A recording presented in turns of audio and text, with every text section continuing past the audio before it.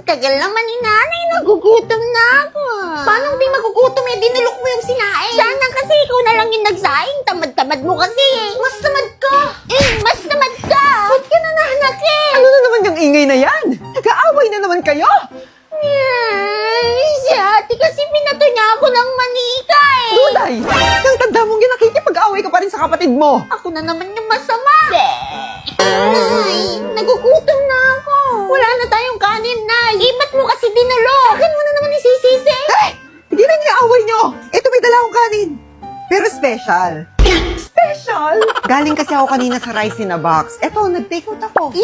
Masarap to ah. Siyempre, kumain din kami ng mga kumari ko doon. At saka, Nagchismisan. sinasabay kasi namin yung kwentuhan sa pagkain ng rice in a box. Lalo na nung college kami. Ay, dyan talaga kami pumipila. At hanggang ngayon pinipilahan pa rin kasi budget friendly. Sige na, kumain na kayo. Asan yung kuya nyo? Ang dami ng laman. Kuya, kain na. Mamaya na, tapusin ko lang to. Ibang kanin. Uy, sobrang sarap. Totoo bang mura lang to? Grabe, kakaiba yung lasa niya. Isa na sa favorite kong pagkain tong rice in a box. Ang sarap. Teka na, wala ba itong panulak? Ito.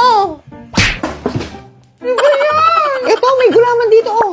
Thank you, Nay. Uy, di ako naman, di. Huwag mong lubusin. Huwag na kayo mag-agawan. Meron pa dito. Uy, Sarap, di ba? Alam nyo kasi, marami kaming masasayang memories dito sa rice in a box. Nung araw kasi, pag pagod kami galing school, ito yung ginagawa naming comfort food. Comfort food? Nay, dapat laging ganito na lang yung papasalubong mo sa amin, ha? Grabe, the best talaga tong beef teriyaki.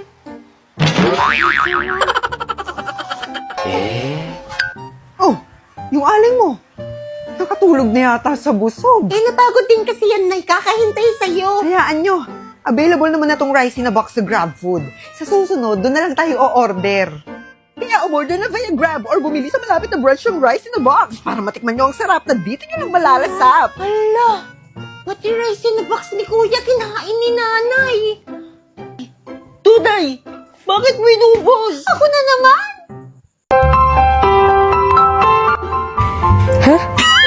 Bukas ay tatanungin ko kayo kung ano ang masabi nyo sa akin bilang guro nyo.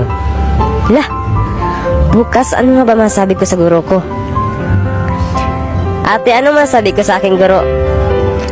First of all, ang pogi mo, sir. Sir lang sa clam. Ay, ano yon? Okay na po, ate. Kuya, ano masabi ko sa aking guro? It's a prank! Naniwala ka naman, mas pogi pa po yung unggoy no kaysa iyo. Sige po, kuya. Mama, ano po ang masabi ko sa aking guro? Gusto mo to, di ba? Kaya ito ang masabi ko sa iyo, mamaya na yan, anak. Opo, mama. Papa, anong masasabi ko sa aking guro? Wait lang, ang masabi ko po sa'yo ay tumanda kang walang jowa. Ah, sige po, papa. One eternity later. Very good, Nunoy. Palakpak naman kayo dyan. Next, Melvin. First of all, ang pogi mo, sir. Sir lang sa clam. Salamat, Melvin. Na-flat mo ang atay ko sa'yo. It's a prank. Kaniwala ka naman. Mas pogi pa po ang unggoy sa'yo, no? Grabe ka makasalitang bata kay bagsak kita. Gusto mo to, diba? Kaya ito ang masabi ko sa'yo. Huwag mo nang tapusin, upo ka na. Wait lang. Ang masabi ko po sa'yo ay tumanda kang walang jowa. Nay! Nay! Pinyang pira. Kumuha ka doon sa lalagyanan ng pandi ko. May pera doon. Sige. Nay! Ano ba yun? Nay, wala ka bang iuutos? Wala. Wala? Talaga ba, Nay? Wala talaga, sigurado ka dyan? Wala nga. Umalis ka na lang. Okay, sige.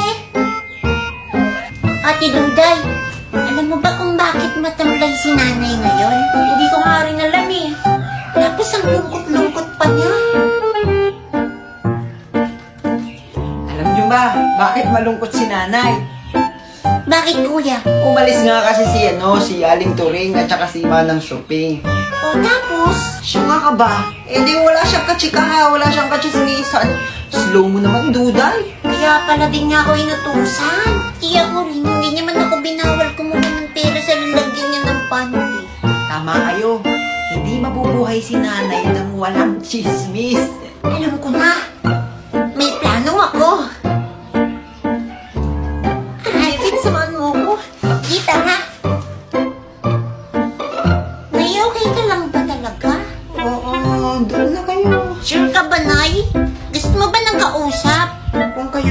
nakakausap po. Huwag na lang. Malis na kayo. Dito na yung sa Mitmatch. Marami kang makakachikahan at syempre makakachismisan. Marami pa kayong makikilalang mga kaibigan. Talaga ba? Pasubok ako. Okay, enjoy! A few moments later. Yung kinikwento ko sa'yo. Oh, Bebeng. Gusto na si nanay.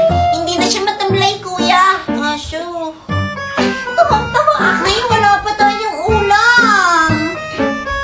Abay, gumawa na kayo ng paraan. Umutang kayo doon kaya ng Jello. Utang na naman. Tapos maglaba kayo, magmalansya. Magugas ng pinggan, linisin niyo itong buong bahay. Aha. Mare, may kausap ka pa dyan. Wala, Mars. Tuloy mo na nga. Si Tommy Dapat kasi hindi na natin siya tinuruan mag-bitmatch eh. Okay lang yan, te.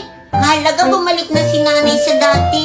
Sa bagay. O sige, basta tutulungan mo ako maghugas ng pinggan mamaya. Ay, may gagawin pa pala ako school project. Bye-bye! Bebek! Halika nga dito, bata ka. Nay, gagalingan ko na nga eh. Promise. Ay, dapat lang. Kung di malilintikan ka sa akin, ha? Nagkikigil ako sa'yo. Paano naman kasi ako makakakuha ng mataas na score? Eh, wala namang nagtuturo sa akin.